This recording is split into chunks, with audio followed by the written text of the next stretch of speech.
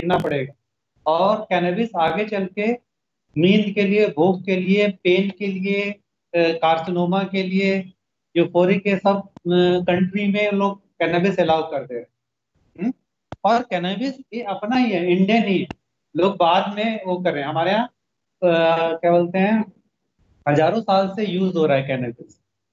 और बहुत ही ज्यादा होता है। हमारे यहाँ भांग का अलग यूज है, और गांजा का अलग यूज है। और आपको जानना बहुत इम्पोर्टेंट है, और कहीं भी देखोगे तो आपको इम्पोर्टेंट है। और कैनबिस गेटवे ड्रग है। ज्यादातर बच्चे लोग और ये सब लोग, आज ही सुबह देखा गांजा मारे हुए थे, ग्राउंड में है बच्चे लोग गांजा मार रहे हैं। और ये मतलब बदमाश लोग का निशानी होता है। गंजेड़ी भंगेड़ी नहीं बोलते हैं रे, हैं? तो गंजेड़ी भंगेड़ी मतलब सोसाइटी में बोल दिया है, वो हट गया है सोसाइटी से। ऐसा नहीं गांजा और भांगा कर रहा था। ये बहुत इंपॉर्टेंट है, आयुर्वेद के समय से यूज किया जा रहा है। ये टेट्राहाइड्रोकैनाबिनॉइड यूज करते हैं लोग। लेकिन एक और भी है जो एजेंट है, उसको यूज किया जाता है, उसको सीसीपी बोलते हैं। उसको डिटेल से एक मैं टॉपिक है, उसको मैं पढ़ा दूंगा। वो बहुत इंपॉर्टेंट है।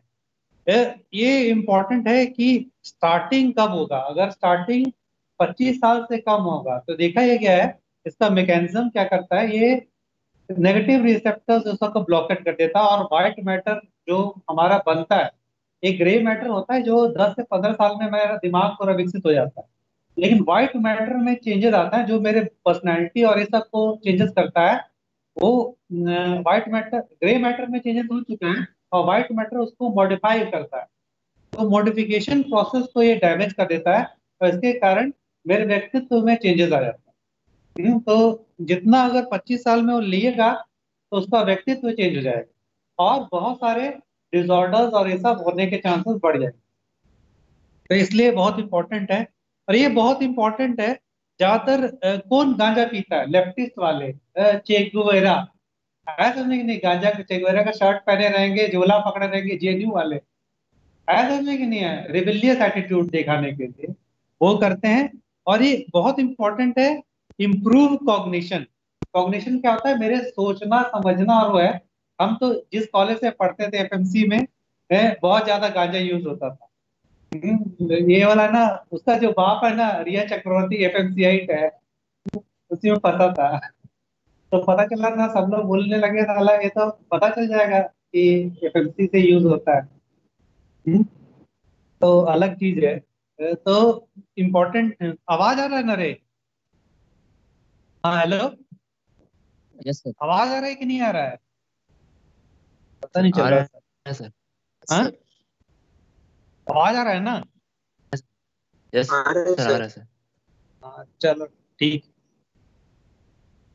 ये कैनबिस हो गया अब्यूज, ये बहुत इंपॉर्टेंट है। अब ये ना, 3 डिसऑर्डर DSM-5 हो गया है, कैनबिस इंटॉक्सिकेशन है, कि बहुत ज्यादा ले करके रखा है। एक कैनबिस अब्यूज की वो लेता है, और एक डिपेंडेंस की उससे डिपेंडेंट हो गया है।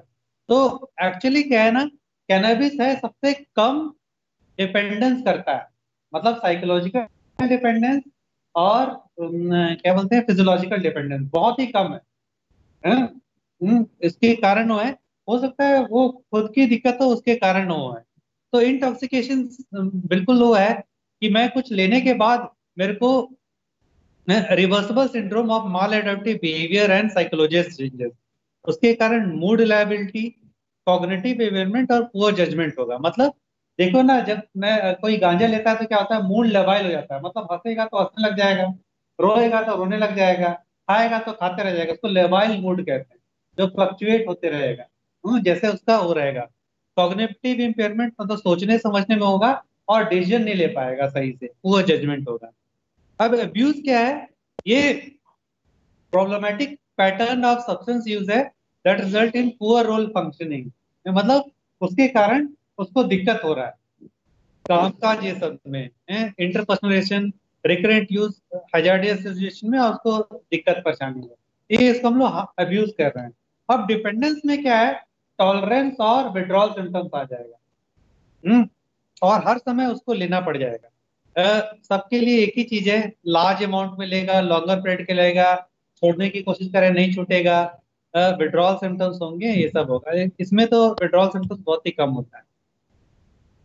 ये अलग अलग है जो हमारे यहाँ यूज किया जाता है।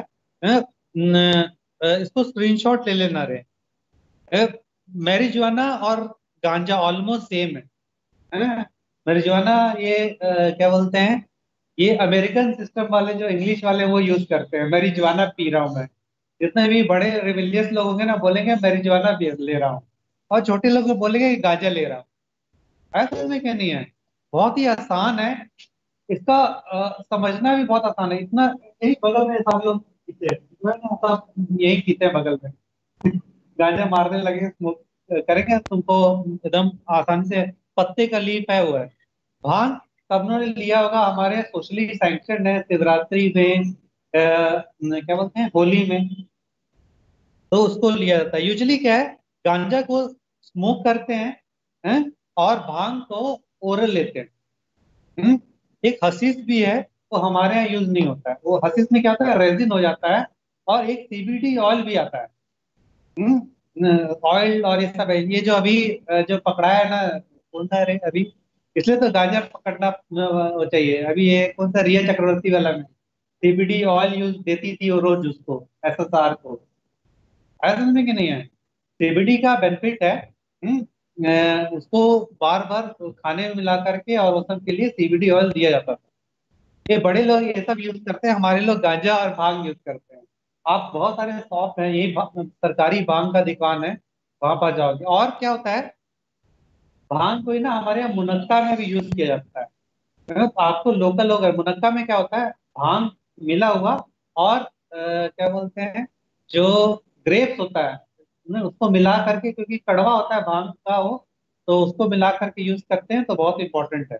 तो मुनक्का को एक्चुअली जो हमारे यहाँ यूज है वो स्लीप के लिए और वजन बढ़ाने के लिए। भांग को स्लीप लाने के लिए और वजन बढ़ाने के लिए यूज करते हैं, और गांजा को वजन कम करने के लिए और अपनी सोच को बढ़ाने के लिए, कॉग्निटिव एनहांसमेंट के लिए। जितने भी क्या बोलते हैं म्यूजिकल वाले होंगे, क्या बोलते हैं एक्टर लोग होंगे, ये सब गांजा यूज करेंगे, रिबिलियस बिहेवियर वाले। ये भी स्क्रीनशॉट ले लेना रे, काम आएगा। तो ये अलग अलग वो है। इसको है, ये भांग के अलग अलग वो है, ये गांजा का वो अलग अलग वैरायटी है, ये अलग अलग वो में आता है। ठीक है, देख लो बहुत आसान है इसको करना। हाँ, मेरे घर में तो हो गया, मैं खुश हो रहा था कि अच्छा पेड़ है, बहुत जल्दी जल्दी फल की तरफ बढ़ता है। आप जाओ हिमाचल में जाओ तो पूरा ना पहाड़ में छींट देते हैं लोग, जैसे वो रिसीट होते रहता है बर्फ को, तो बहुत जल्दी उगता है। It's a very good thing, और इंडिया में वो करना, सैंक्शन कर देना चाहिए। तो ये अलग अलग वो है कि कितने ज्यादा यूज करते हैं। हमारे यहाँ बहुत ही कॉमन है। इसमें बहुत ज्यादा है, यूपी बिहार में बहुत ज्यादा मिलता है। मैं तो बनारस से हूँ, वहाँ हर एक कोई गंजेड़ी या बंगेड़ी है। हर एक खाने में और ठंडाई में आपको ऑफिशियली आपको गांजा और भांग मिलेगा। तो ऐसा नहीं है कि शिव जी वो करते हैं, लोग ने बहाना मार लिया है, ऐसा में कि नहीं है। अपना वो करने के लिए भगवान को दोष देना नहीं है, असल में अपना मजा लेना चाहते हैं तो भगवान को उंगली कर दी है। ठीक है, तो ये हर एक जगह होता है। ये बहुत इंपॉर्टेंट है कि इसमें कैसे वो कर रहा है कि क्या है, वो है कैनबिस अब्यूज है। ये खासकर बच्चों और वो सब में कि वो ले रहा है कि नहीं ले रहा है। इसको देखना पड़ेगा कि आगे चल के है इसमें 3 से ज्यादा उसके सिम्टम्स है कि नहीं है। हर समय वो सोच रहा है बच्चा कि मैं दोबारा कब नशा मारूं। और सब एक्टिविटी में उसको कोई ध्यान नहीं हो रहा है। वो ज्यादातर नशे के लत में यूज करने लग जाता है।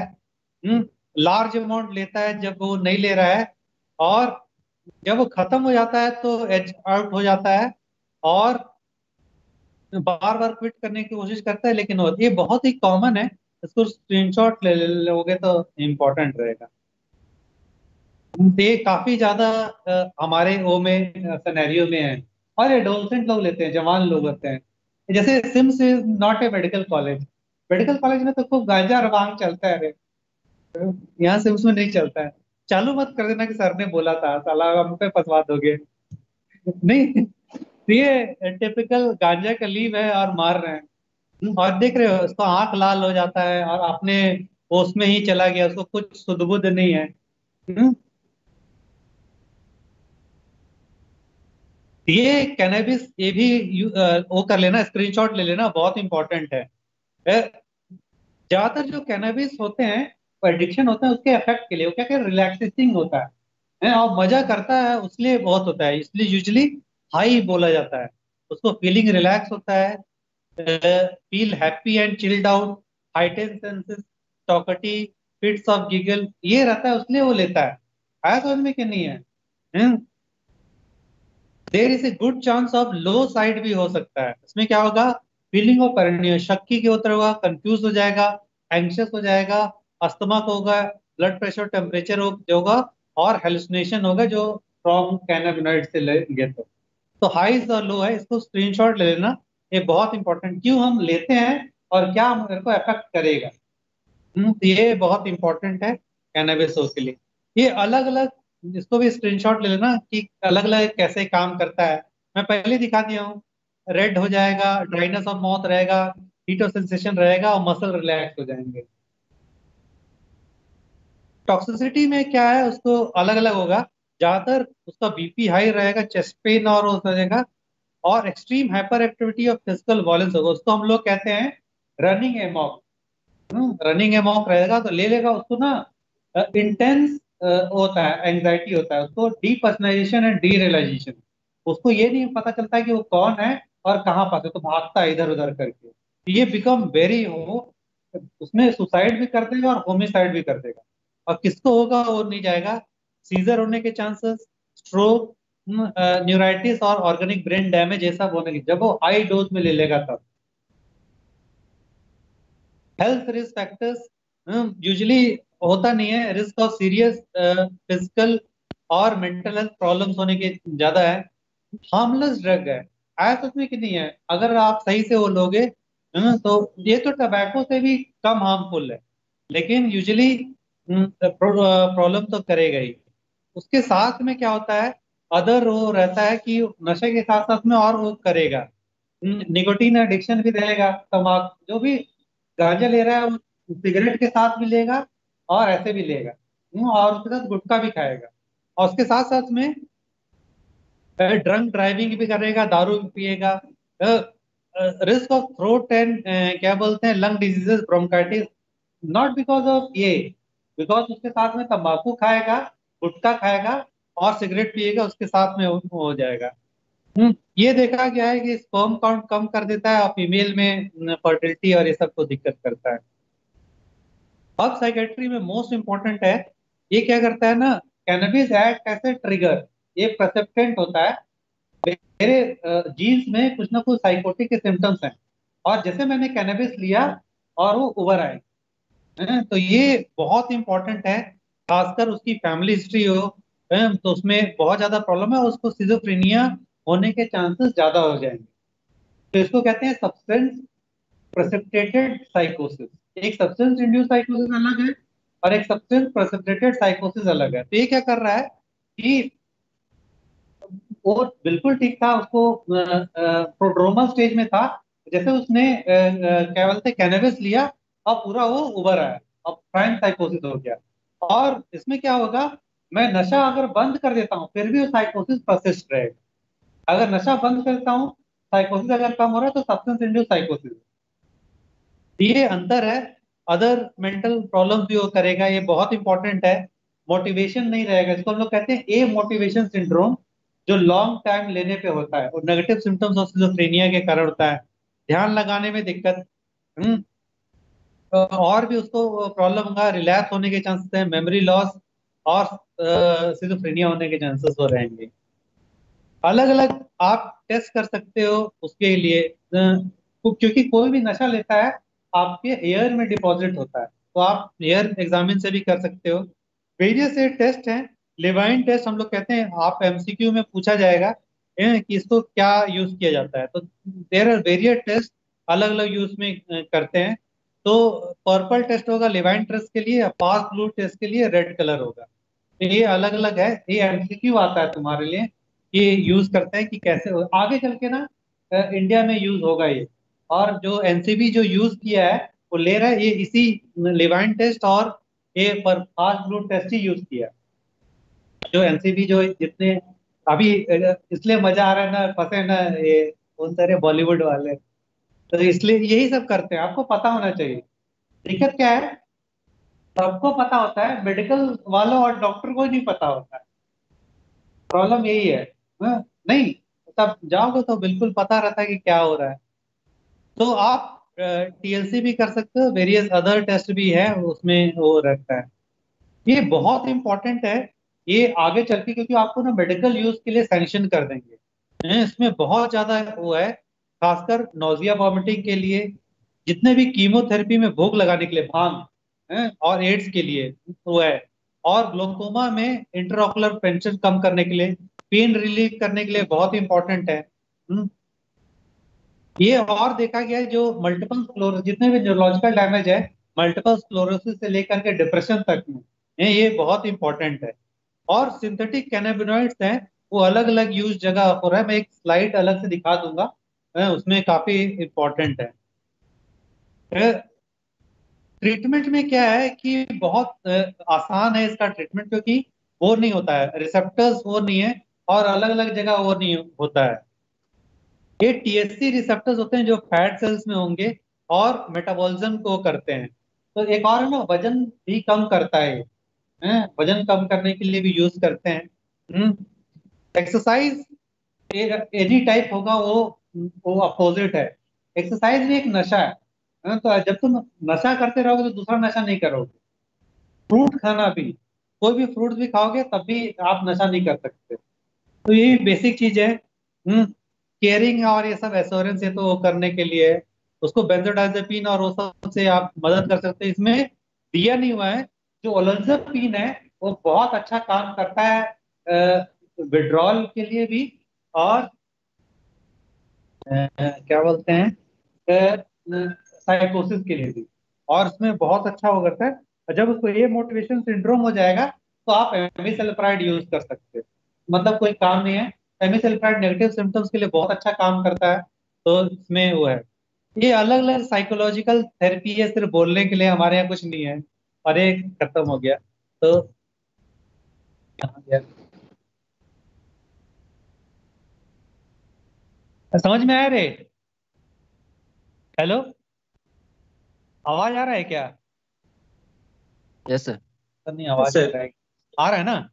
एक हाँ मैं सर। अभी ना एक वो है, यूट्यूब का वीडियोस है, ये उसके लिए शेयर कर रहा हूँ, देखो उसमें आता है कि नहीं आता है। इसमें ना बहुत अच्छे से दिया हुआ है कि कैनबिस।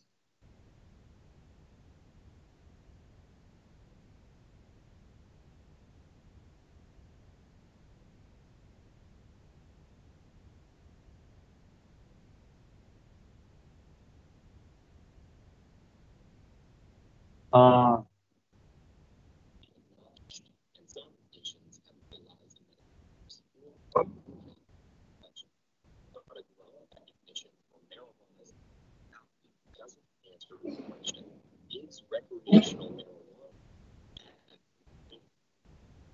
आवाज आ रहा है रे? आवाज आ रहा है? Receptors all over the brain and body. Molecules Yes, native to the Yes, body, sir.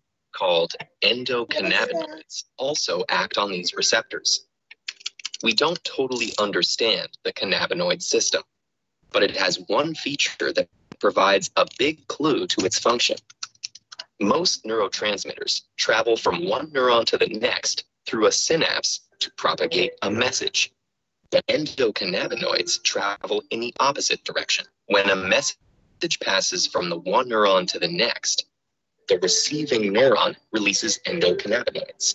Those endocannabinoids travel backward to influence the sending neuron, essentially giving it feedback from the receiving neuron. This leads scientists to believe that the endocannabinoid system serves primarily to modulate other kinds of signals, amplifying some and diminishing others. Feedback from endocannabinoids slows down rates of neural signaling, That doesn't necessarily mean it slows down behavior or perception, though. For example, slowing down a signal that inhibits smell could actually make smells more intense. Marijuana contains two main active compounds, tetrahydrocannabinol, or THC, and cannabidiol, or CBD. THC is thought to be primarily responsible for marijuana's psychoactive effects on behavior, cognition, and perception, while CBD is responsible for the non-psychoactive effects. Like endocannabinoids, THC slows down signaling by binding to cannabinoid receptors, but it binds to receptors all over this sprawling, diffuse system at once, whereas endocannabinoids are released in a specific place in response to a specific stimulus. This widespread activity, coupled with the fact that the cannabinoid system indirectly affects many other systems, means that each person's particular brain chemistry, genetics, and previous life experience largely determine how they experience the drug. That's true much more so with marijuana than with other drugs that produce their effects through one or a few specific pathways. So the harmful effects, if any, vary considerably from person to person. And while we don't know exactly how marijuana produces specific harmful effects, there are clear risk factors that can increase people's likelihood of experiencing them. The clearest risk factor is age. In people younger than 25, cannabinoid receptors are more concentrated in the white matter than in people over 25. The white matter is involved in communication, learning, memory, and emotions. Frequent marijuana use can disrupt the development of white matter tracts and also affect the brain's ability to grow new connections. This may damage long-term learning ability and problem solving. For now, it's unclear how severe this damage can be or whether it's reversible. And even among young people, the risk is higher the younger someone is, much higher for a 15-year-old than a 22-year-old, for instance. Marijuana can also cause hallucinations or paranoid delusions. Known as marijuana-induced psychosis, these symptoms usually subside when a person stops using marijuana. But in rare cases, psychosis doesn't subside, instead unmasking a persistent psychotic disorder. A family history of psychotic disorders, like schizophrenia, is the clearest, though not the only, risk factor for this effect. Marijuana-induced psychosis is also more common among young adults, though it's worth noting that psychotic disorders usually surface in this age range anyway. What's unclear in these cases is whether the psychotic disorder would have appeared without marijuana use, whether marijuana use triggers it early, is a catalyst for a tipping point that wouldn't have been crossed otherwise, or whether the reaction to marijuana is merely an indication of an underlying disorder. In all likelihood, marijuana's role varies from person to person. At any age, as with many other drugs, the brain and body become less sensitive to marijuana after repeated uses, meaning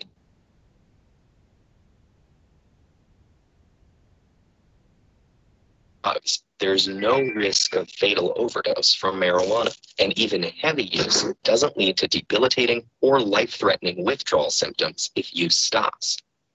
There are more subtle forms of marijuana withdrawal, though, including sleep disturbances, irritability, and depressed mood, which pass within a few weeks of stopping use.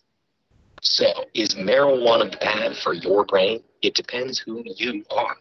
But while some risk factors are easy to identify, others aren't well understood, which means there's still some possibility of experiencing negative effects, even if you don't have any of the known risk factors. The world's most widely used drug. हो गया नहीं रे? आवाज आया क्या? चलो ठीक है, बंद करते हैं क्लास। चलो ठीक है, 129 लोग हैं ना, उसमें लिख देना ना, क्या बोलते हैं, 99 से 129 लोग प्रेजेंट है।